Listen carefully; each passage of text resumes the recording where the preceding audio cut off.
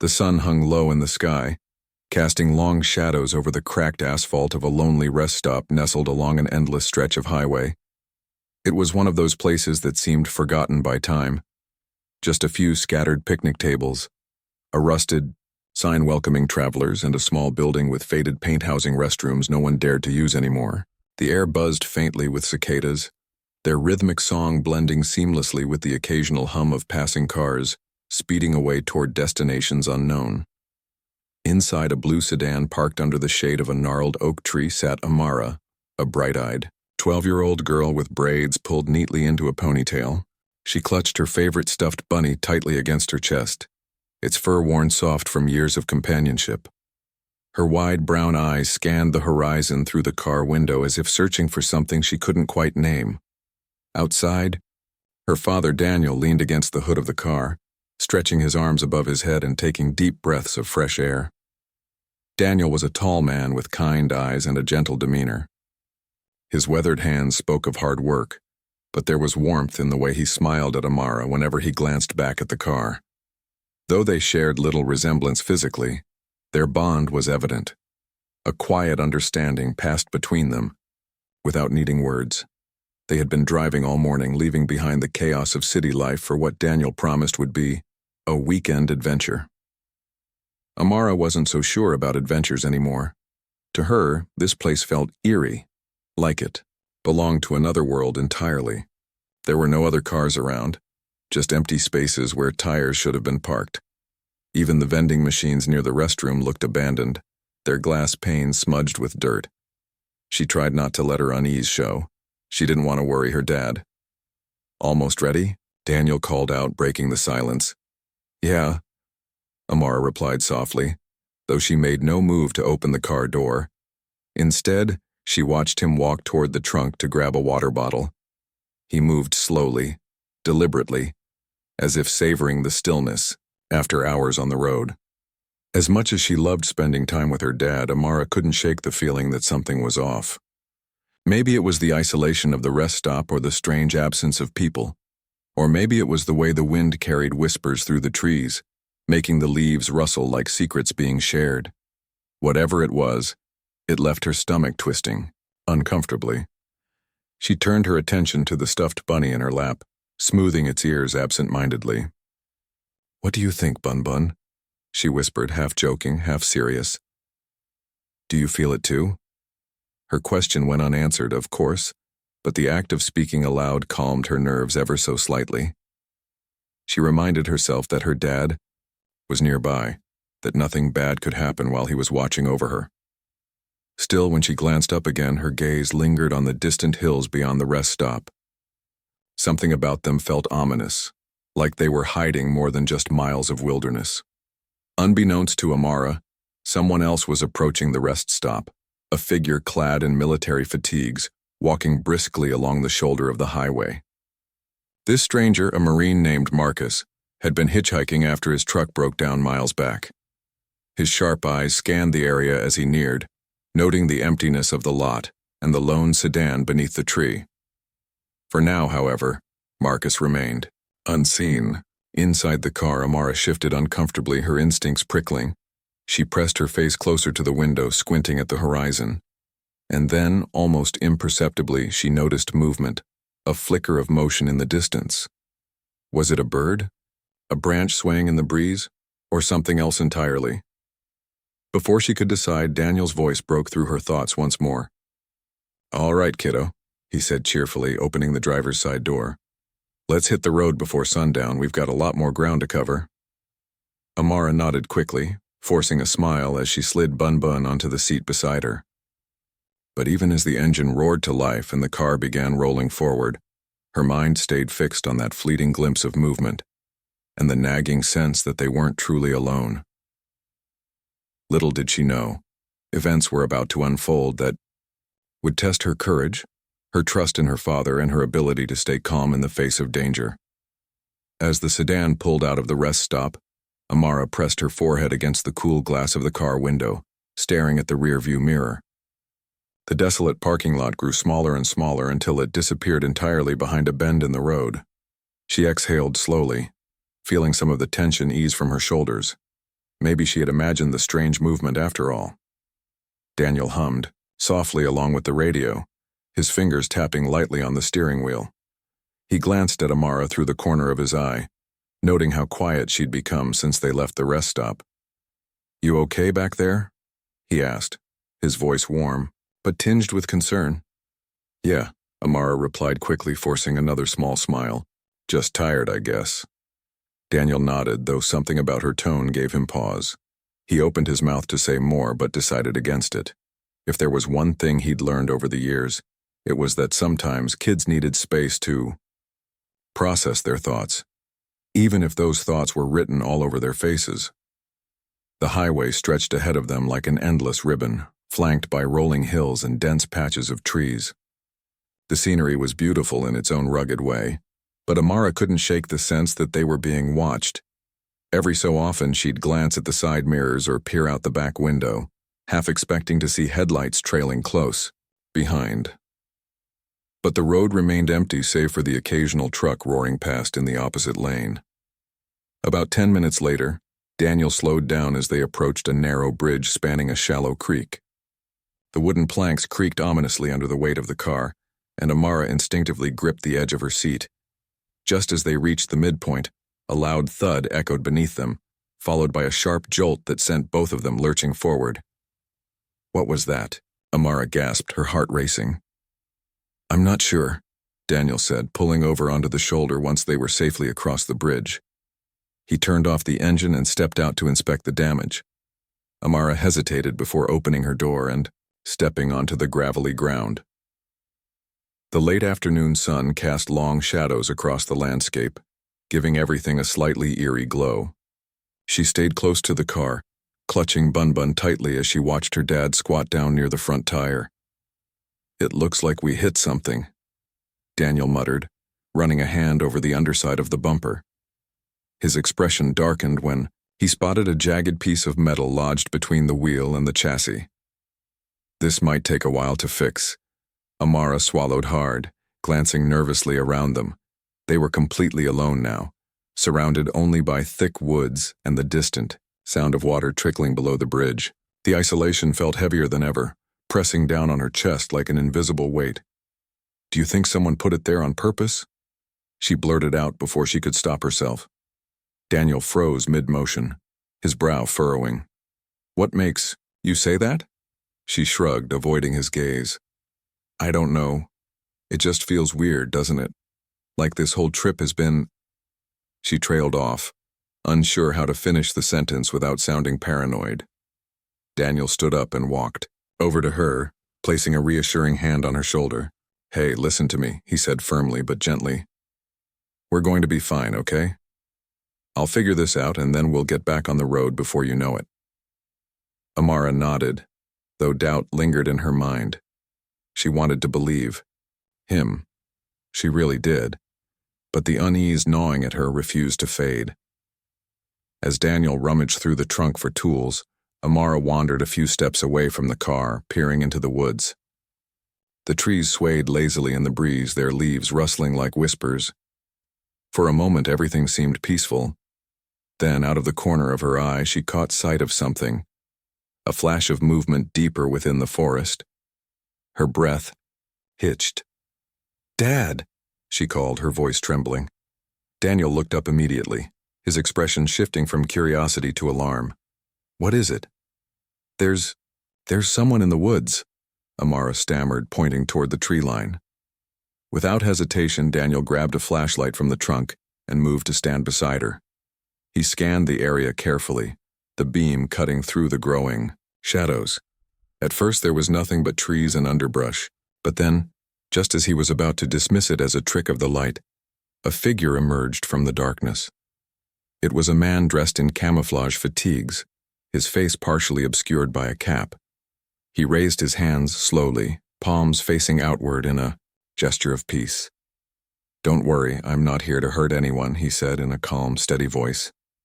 Amara instinctively stepped closer to her dad, her grip on Bun Bun tightening. "Who are you?"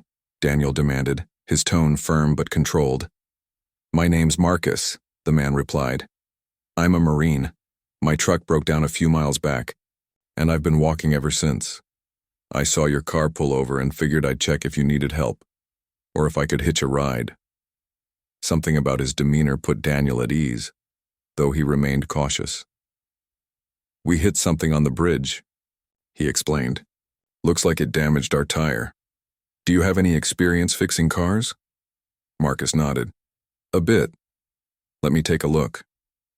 As the two men worked together to assess the damage, Amara kept her distance, watching them warily. There was something unsettling about the situation, not necessarily Marcus himself, who seemed genuine enough, but the timing of his appearance. Why had he shown up right when they were stranded? And why did she still feel like they weren't truly alone? After several minutes of tinkering, Marcus straightened up with a frown. "It's worse than I thought," he admitted. "The axle's bent. You won't be able to drive this thing without risking further damage." Daniel sighed heavily, rubbing the back of his neck. "Great. Now what?" Marcus hesitated, glancing toward the woods. "There's a ranger station not far from here. At least there used to be one. If we head east along this road, we should reach it before nightfall." Amara's stomach churned at the thought of continuing on foot, especially with a stranger. But as much as she disliked the idea, staying put didn't seem like a safer option either. "We'll need to stick together," Daniel said finally, meeting Marcus's gaze. "If that's okay with you." "Of course," Marcus replied with a nod. "Safety in numbers, right?" Though his words were meant to reassure, Amara couldn't help but notice the flicker of unease in his eyes, a fleeting shadow that matched her own growing dread. Whatever lay ahead, she knew one thing for certain: their journey was far from over. The trio set off cautiously along the shoulder of the highway, their footsteps crunching softly against the gravel. The sun was sinking, lower now, painting the sky in hues of orange and pink. But its fading light only deepened the shadows cast by the towering trees. Amara walked sandwiched between her father and Marcus, clutching Bun Bun tightly as if the stuffed bunny could somehow shield her from whatever dangers might lurk nearby. Daniel carried a small backpack filled with essentials: water bottles, snacks, a flashlight, and a pocket knife he'd retrieved from the car. Marcus, meanwhile, led the way with confident strides, his military training evident in the way he scanned their surroundings constantly. Despite his calm demeanor, there was an intensity about him that made Amara uneasy. She couldn't decide whether to trust him or keep her guard up. "Do you think we'll make it to the ranger station before dark?" Amara asked after several minutes of silence. Her voice sounded smaller than she intended, almost lost in the rustling of leaves overhead. "We'll do our best," Daniel replied, giving her shoulder a reassuring squeeze. "And even if we don't, we've got each other. We'll figure it out." Marcus glanced over his shoulder at them, offering a tight smile. "Your dad's right. Stick together, stay alert, and we'll be fine." Amara nodded, though her stomach churned with doubt. Every step felt heavier than the last, as if the forest itself were trying to pull them back. The air grew cooler as the sun dipped below the horizon, and the chirping of crickets began to fill the silence. It wasn't long before the first stars appeared, twinkling faintly above the treetops. As they rounded a bend in the road, Marcus suddenly stopped, holding up a hand to signal the others to do the same. His sharp eyes narrowed as he studied something ahead, a dark shape partially hidden by bushes near the edge of the woods. "What is it?" Daniel whispered, instinctively moving closer to Amara. "I'm not sure," Marcus admitted. "But let's check it out carefully." He crouched low, motioning for Daniel and Amara to follow suit. Together they crept forward, every sense on high alert. As they drew nearer, the shape came into clearer view. It was a discarded backpack, its contents spilled across the ground. Clothes, a water bottle, and a map lay scattered haphazardly, as though someone had left in a hurry. "Looks like someone else was stranded here recently," Marcus murmured, picking up the map. He unfolded it, revealing markings that indicated hiking trails and landmarks. One spot was circled in red ink, a location labeled simply as Campsite Nurse 7. "This might lead us somewhere useful," he said, showing the map to Daniel. Could be worth checking out. Daniel hesitated, glancing down at Amara. She looked pale and tired, her wide eyes darting nervously between the backpack and the woods beyond. "Are you okay with this?" he asked her quietly. Amara bit her lip, torn between fear and determination. She didn't want to keep walking blindly into the unknown, but staying on the road felt just as risky. Finally, she nodded. "Let's go," she said, surprising herself with how steady her voice sounded. With Marcus leading the way, they veered off the highway and onto a narrow dirt path marked by the map. The trail wound through dense underbrush, forcing them to duck under low-hanging branches and navigate around roots snaking across the ground.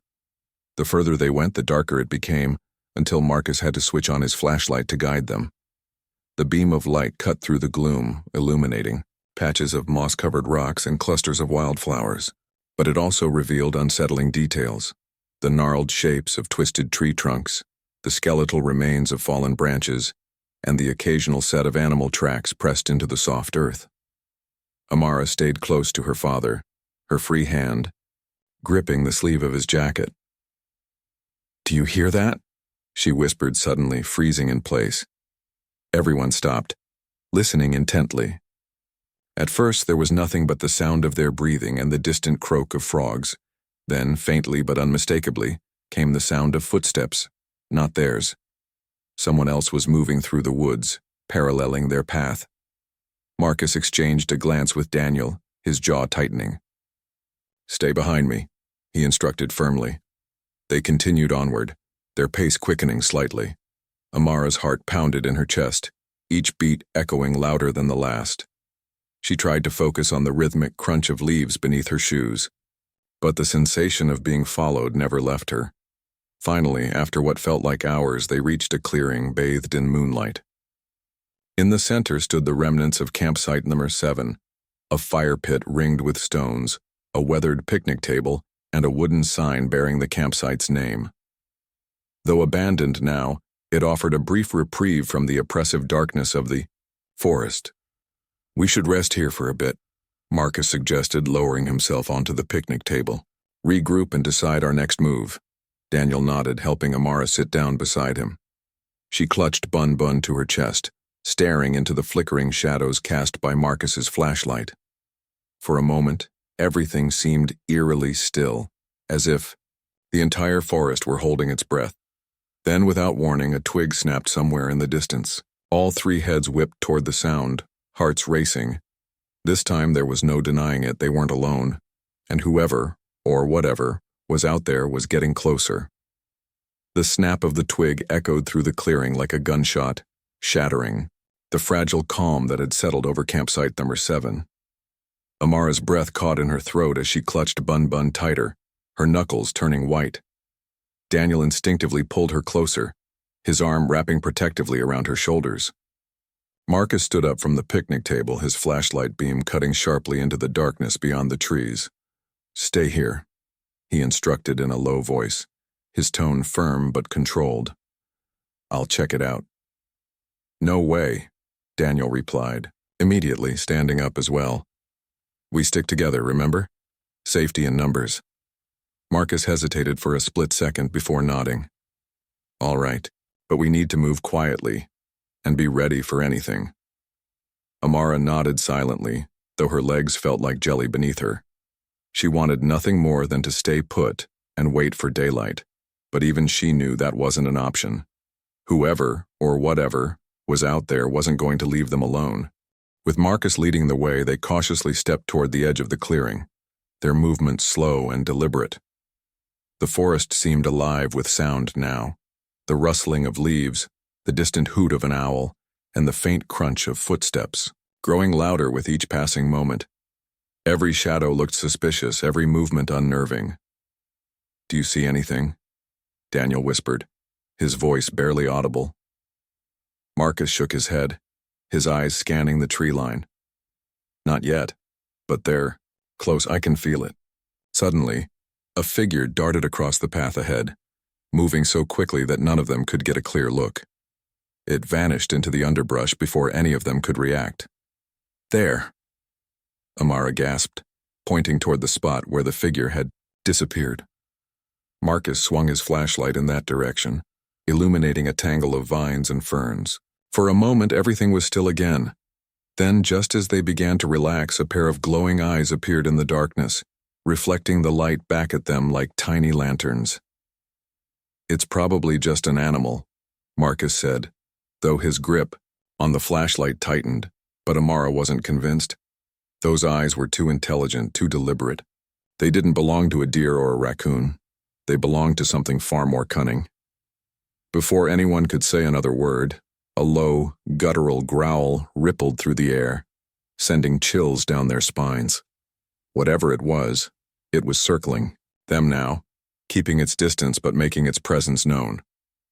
"We need to get out of here," Daniel said urgently, pulling Amara closer. "Now." Marcus nodded, his military training kicking in. "Stick close to me. If we can make it back to the highway, we might have a better chance of finding help."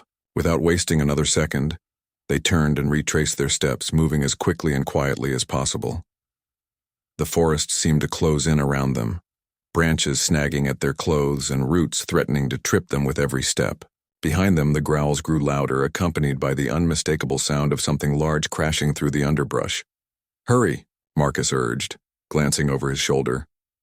Amara's heart raced as she struggled to keep up, her small legs straining against the uneven terrain. She stumbled once, catching herself just before she fell, but the brief pause gave the creature time to gain ground. A shadow emerged from the trees, looming larger than any animal should be. Its silhouette was distorted and unnatural, almost human-like in shape but wrong somehow. Too angular, too menacing. Daniel scooped Amara into his arms, without hesitation, holding her tightly as he pushed forward. "Don't look back," he told her firmly, his voice steady despite the fear in his eyes. They reached the dirt path leading back to the highway moments later, but relief was short-lived. As they burst onto the open road, they realized they weren't alone. Figures emerged from the shadows on either side, 3 of them dressed in dark clothing and armed with makeshift weapons. Their faces were obscured by masks, but their intentions were clear. "Who are you?" Marcus demanded, stepping protectively in front of Daniel and Amara. One of the figures tilted their head slightly, studying them with cold detachment. "Lost travelers," came the raspy reply. "Or trespassers. Which one are you?" Daniel tightened his hold on Amara, his mind racing. He glanced at Marcus, who subtly shifted his stance, preparing for a confrontation. "We're not looking for trouble," Daniel said carefully, his voice calm but firm. "Our car broke down, and we're trying to find help." The leader of the group chuckled darkly. "Help? Out here? You're miles away from civilization. Lucky for you, we found you first." Amara buried her face in her father's shoulder, trembling uncontrollably. She didn't understand what was happening, but she knew one thing for certain: they were in danger. Marcus took a cautious step forward, raising his hand slightly in a gesture of peace. "Look, we don't want any problems. Just let us pass and we'll be out of your way." The masked figures exchanged glances, their expressions unreadable behind their coverings. After a tense moment, the leader gestured to the others and they began closing in, forming a loose circle around the trio. "You don't get it, do you?" the leader sneered. "Out here we make the rules, and right now you're ours." Daniel's jaw clenched, his protective instincts flaring. He glanced at Marcus, silently communicating a plan. Whatever happened next, they would fight, not just for themselves, but for Amara. As the figures moved closer, Marcus suddenly lunged forward, using his flashlight as a weapon to strike the nearest assailant. The man stumbled backward, giving Daniel enough time to grab Amara and bolt toward the highway. "Run!" Marcus shouted, engaging the remaining 2 attackers. Amara clung to her father as they sprinted down the road, the sound of scuffling and grunts fading behind them. But even as they fled, she couldn't shake the feeling that this nightmare was far from over. And somewhere deep in the woods, the glowing eyes watched them go, waiting patiently for the next opportunity to strike. The night air was thick with tension as Daniel and Amara raced down the highway, their footsteps pounding against the asphalt. Behind them, the sounds of struggle between Marcus and the masked figures echoed faintly in the distance. Grunts, shouts, and the occasional metallic clang of makeshift weapons colliding. Each noise sent a fresh wave of panic through Amara's chest, but she forced herself to focus on running, her small legs pumping as fast as they could manage. "Keep going, sweetheart," Daniel urged, his voice strained but steady. "We're almost there." But where exactly was there? The road stretched endlessly ahead, flanked by dense woods that seemed alive with shadows. Every gust of wind made the trees sway ominously, their branches clawing at the sky like skeletal fingers. Amara couldn't shake the feeling that they were being herded, not chased aimlessly but driven toward something specific. Suddenly, a sharp whistle pierced the air, cutting through the chaos like a blade.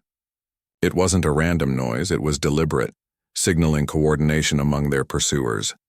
Daniel slowed for a fraction of a second, glancing over his shoulder. Through the darkness, he could see two of the masked figures emerging from the tree, their movements swift and purposeful. They weren't just chasing, they were hunting. "We can't outrun them," Daniel muttered under his breath, his mind racing. He glanced around desperately, searching for any sign of shelter or escape. That's when he spotted it. A narrow dirt path branching off the highway, barely visible beneath the overgrown foliage. "This way," he whispered urgently, veering off the main road and pulling Amara along with him. The path twisted sharply, into the woods, disappearing into a dense thicket of bushes and vines. For a moment, Daniel hesitated, unsure if venturing deeper into the forest was truly safer than staying on the open road. But the sound of footsteps growing louder behind them left no room for doubt. With a deep breath, he plunged ahead, dragging Amara into the shadows. The terrain quickly became treacherous, forcing them to navigate jagged rocks, slippery roots, and patches of mud. Amara stumbled repeatedly, her sneakers sinking into the damp earth. But Daniel never let go of her hand, steadying her each time she faltered. His grip was firm, yet gentle, a silent promise that he wouldn't let anything happen to her. Behind them, the pursuit continued relentlessly. The masked figures moved with eerie precision, their heavy boots crunching loudly against the ground. Occasionally, one of them would shout something unintelligible, their voices distorted by the masks covering their faces. "They're still coming," Amara whimpered, tears streaming down her cheeks. She clutched Bun Bun so tightly that its worn fur pressed painfully into her palms. "I know, baby," Daniel replied, his voice trembling slightly. "Just hold on. We'll lose them, I promise." Despite his words, Daniel wasn't sure how much longer they could keep this up. The adrenaline coursing through his veins was beginning to wane, leaving his muscles burning with exhaustion, and the deeper they ventured into the woods, the darker it became, swallowing even the faint moonlight that had guided them earlier. Then, without warning, Daniel tripped over an exposed root and fell hard onto the ground, landing awkwardly on his side. Amara cried out, dropping to her knees beside him. "Dad, are you okay?" she asked frantically, her voice breaking. Daniel winced but managed to sit up, brushing dirt off his hands. "I'm fine," he lied, though pain radiated through his ankle. He glanced back toward the path they'd been following, his heart sinking as the sound of footsteps drew closer. "We have to hide," he said urgently, scanning their surroundings. Spotting a cluster of large boulders partially concealed by thick shrubs, he pointed toward it. "Quick, over there!" They scrambled toward the rocks, squeezing themselves into the narrow space between them. Daniel positioned himself in front of Amara, shielding her with his body as best he could. She pressed herself against him, burying her face in his jacket to muffle her sobs. The footsteps grew louder, accompanied by low murmurs as the pursuers closed in. One of the figures stopped mere feet away from their hiding spot, shining a flashlight beam across the area. Amara held her breath, her entire body rigid with fear. If they were discovered now, there would be nowhere left to run. For what felt like an eternity, the beam lingered dangerously close to their hiding place. Then, just as suddenly as it had appeared, it moved on, sweeping past them and disappearing into the darkness. "They must have gone farther," one of the masked figures said gruffly, their voice tinged with frustration. "Split up," another, instructed. Find them before they reach the bridge. Amara's heart skipped a beat at the mention of the bridge. What did they mean? Was someone waiting for them there? She wanted to ask Daniel, but she knew better than to make a sound. Instead, she focused on staying absolutely still, willing herself to blend into the shadows. After several agonizing minutes, the sounds of movement faded into the distance, leaving only the oppressive silence of the forest behind. Daniel waited a few more moments before cautiously peeking out from their hiding spot. "They're gone, for now," he whispered, turning to look at Amara. Her face was pale, streaked with dirt and tears, but her wide eyes reflected a flicker of hope. "Do you think we lost them?" she asked softly, her voice barely audible. "I don't know," Daniel admitted, helping her stand. "But we can't stay here. We need to keep moving." As they stepped out from behind the rocks, Daniel noticed something glinting faintly in the moonlight, a metal object half buried in the dirt nearby. Curious, he limped over to investigate, brushing away the soil with his fingers. It was a dog tag, its surface scratched but still legible.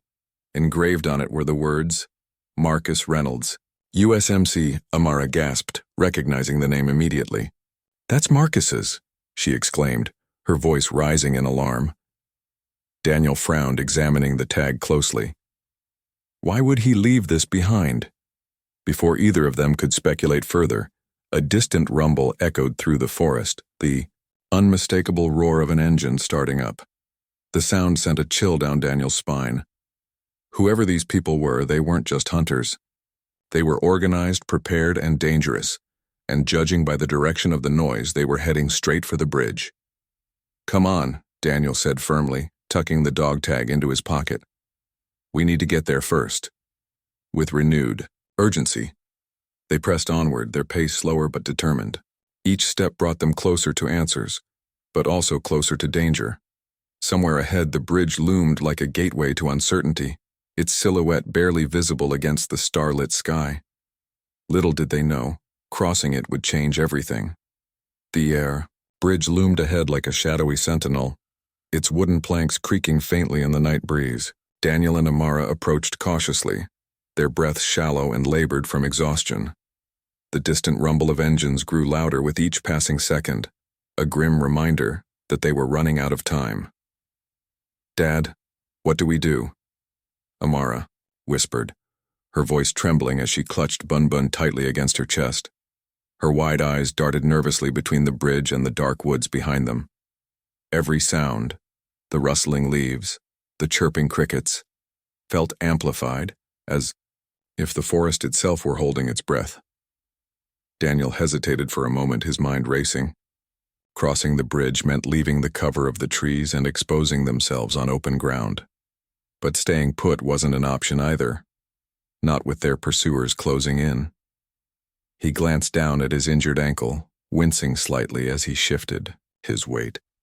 They couldn't outrun anyone now, not even if they tried. "We cross," he said finally, his voice firm despite the uncertainty gnawing at him. "But we stay low and move quickly. If we can get to the other side, maybe we'll find somewhere to hide until help arrives." Amara nodded, though fear clouded her expression. She trusted her father completely, but the thought of stepping onto that rickety old bridge made her stomach churn. What if it collapsed under their weight? Or worse, what if someone, or something, was waiting for them on the other side?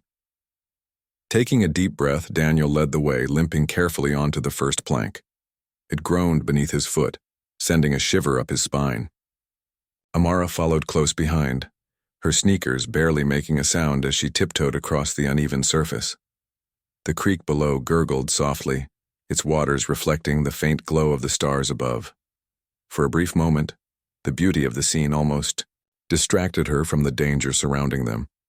Almost. Halfway across the bridge, Daniel paused, listening intently. The engine noises had grown deafening now, echoing through the valley like thunder.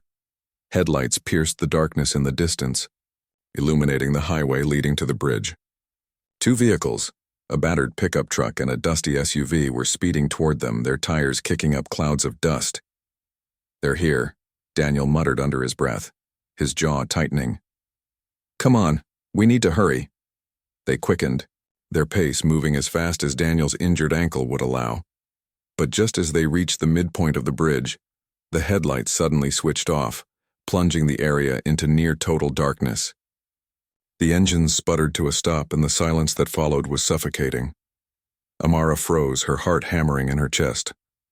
"Why did they stop?" she whispered, her voice barely audible. "I don't know," Daniel replied, scanning the shadows anxiously. "But whatever happens, stay close to me." A single set of footsteps echoed across the bridge, slow and deliberate. From the darkness emerged one of the masked figures, their silhouette outlined faintly by the starlight. In their hand they held a long, jagged object, likely the same piece of metal that had damaged their car earlier. "You shouldn't have come this far," the figure rasped, their voice cold and menacing. "Now there's no turning back." Daniel stepped protectively in front of Amara, his stance defensive despite his injury. "What do you want from us?" he demanded, his voice steady but laced with anger. The figure tilted their head slightly, studying them with unsettling calmness. "It's not about what we want. It's about what you've seen. And once you've seen too much..." Their words trailed off ominously, leaving the threat hanging heavy in the air. Amara whimpered softly, clutching her father's jacket. She didn't fully understand what the figure meant, but the implication was clear. They weren't going to let them leave alive. Before Daniel could respond, another voice cut through the tension. "Leave them alone." Everyone turned sharply toward the source of the voice. Emerging from the shadows on the far side of the bridge was Marcus, his flashlight beam trained directly on the masked figure. His face was streaked with dirt, and his uniform was torn in places, but his presence radiated determination. "You again," the figure snarled, taking a step back. Marcus advanced steadily, his gaze unwavering. "I warned you, I won't let you hurt them." The masked figure laughed harshly, raising their weapon. "You're outnumbered, soldier. You think you can take all of us?" As if on cue, 3 more figures appeared from the woods on either side of the bridge, effectively blocking any escape route. Daniel tightened his grip on Amara, his mind racing for a solution. They were surrounded, outnumbered, and trapped on a crumbling bridge with nowhere to run. But Marcus didn't flinch. Instead, he reached into his pocket and pulled out a small device, a flare gun. Holding it high, he fired a bright red flare into the sky. It arced upward, exploding into a brilliant burst of light that illuminated the entire area. "What are you doing?" one of the figures shouted, shielding their eyes from the glare. "Signaling for backup," Marcus replied coolly. "Marines never travel alone. My team will be here within minutes." For a split second, the masked figures hesitated, exchanging uncertain glances. Then, without warning, they bolted back into the woods, disappearing into the shadows as quickly as they'd come. Amara stared after them, stunned by the sudden turn of events. "Are they gone?" she asked hesitantly, her voice quivering. "For now," Marcus said, lowering the flare gun. "But we can't afford to stick around. Let's get off this bridge before they regroup." With Marcus leading the way, they hurried across the remaining stretch of the bridge and into the relative safety of the trees on the opposite side. As they caught their breath beneath the canopy, Daniel turned to Marcus, gratitude and suspicion warring in his expression. "How did you find us?" he asked bluntly. Marcus hesitated, then sighed. "When they attacked me earlier, I managed to slip away and double back. I figured they'd chase you two toward the bridge. It's the only logical route out of these woods. So I came prepared." Daniel nodded slowly, still processing everything that had happened. "Thank you," he said finally. "We wouldn't have made it without your help." Marcus offered a small, tired smile. "That's what Marines do, protect and serve." Amara looked up at him, her fear giving way to awe. "Does this mean we're safe now?" she asked hopefully. Marcus glanced toward the horizon, where the first hints of dawn were beginning to break through the trees. "Not yet," he admitted.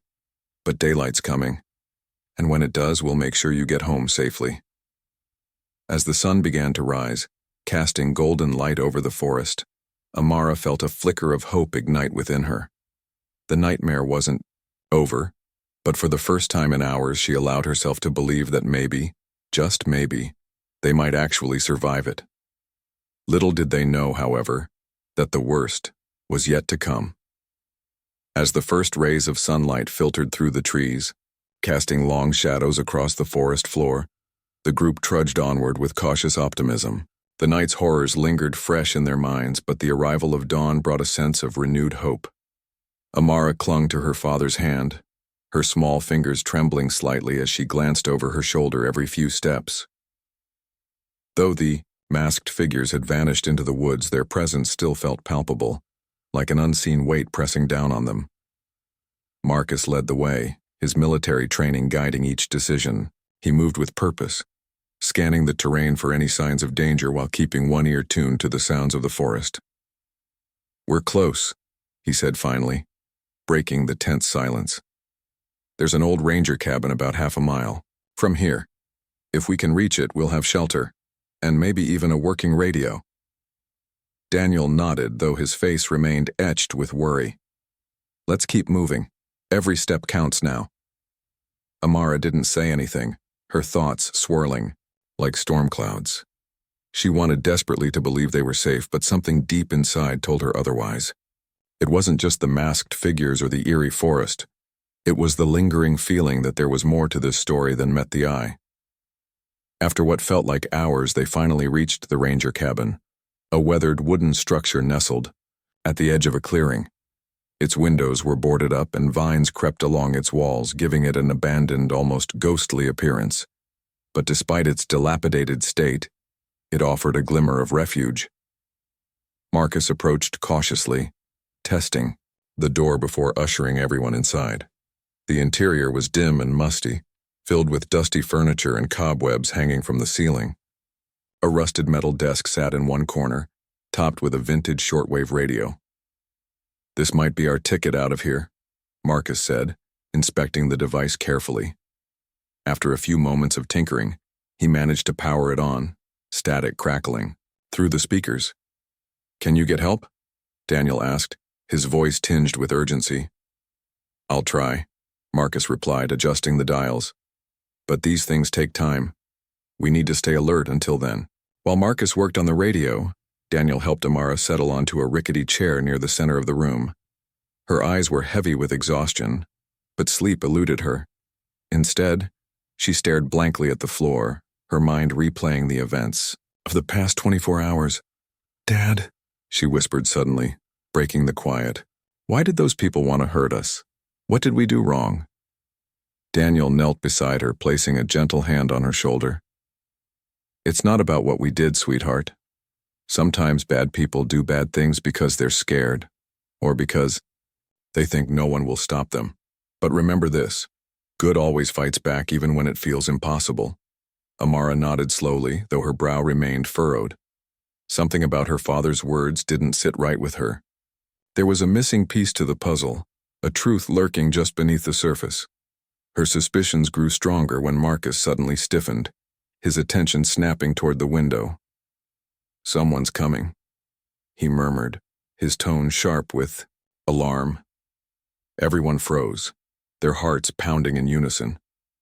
Through the cracks in the boards covering the windows, they could see movement outside, several figures approaching cautiously, their silhouettes unmistakable against the morning light. "They found us," Daniel breathed, panic rising in his chest. Marcus grabbed a nearby crowbar, positioning himself defensively near the door. "Stay behind me," he instructed firmly. But before anyone could react further, a loud knock echoed through the cabin. Startled, they exchanged nervous glances. Whoever was outside clearly wasn't trying to sneak up on them. "Open the door," came a gruff voice from the other side. "This is Sheriff Hargrove. We received your distress signal." Marcus hesitated, exchanging a wary look with Daniel. Could they trust this newcomer? Or was it another trap? "Let me see," Daniel whispered, stepping forward. He peered through a gap in the boards, spotting a uniformed man flanked by 2 deputies. Their badges glinted in the sunlight, and their expressions appeared genuinely concerned. "It's real," Daniel confirmed, relief washing over him. Marcus exhaled sharply and opened the door, lowering the crowbar. "Sheriff," he greeted, nodding respectfully. The sheriff tipped his hat, his sharp eyes taking in the scene. "What happened here?" he asked, his voice calm but commanding. Over the next several minutes, Daniel and Marcus recounted everything, from the mysterious SOS gesture at the rest stop to the encounter with the masked figures. The sheriff listened intently, his expression growing darker with each detail. When they finished, the sheriff sighed heavily, rubbing the back of his neck. "I've been tracking reports of illegal activity in these woods for months," he admitted. "Poachers, smugglers, you name it. Looks like you stumbled into something bigger than any of us realized." Amara looked up, her curiosity piqued. "So, are the bad guys gone for good?" The sheriff offered a tight smile. "Not yet, kiddo. But we'll make sure they don't hurt anyone else." As the deputies escorted them back to town, Amara leaned against her father, finally allowing herself to relax. Though questions lingered in her mind, she knew one thing for certain: they had survived. And sometimes, survival was the greatest victory of all. Days later, as they drove home under clear skies, Amara held Bun Bun close, smiling faintly. The scars of the journey would remain, but so would the lessons learned, that courage comes in many forms, that family stands together no matter what, and that even in the darkest moments, hope can shine through. And somewhere deep within the forest, the wind carried whispers of secrets waiting to be uncovered. But that was a story for another day.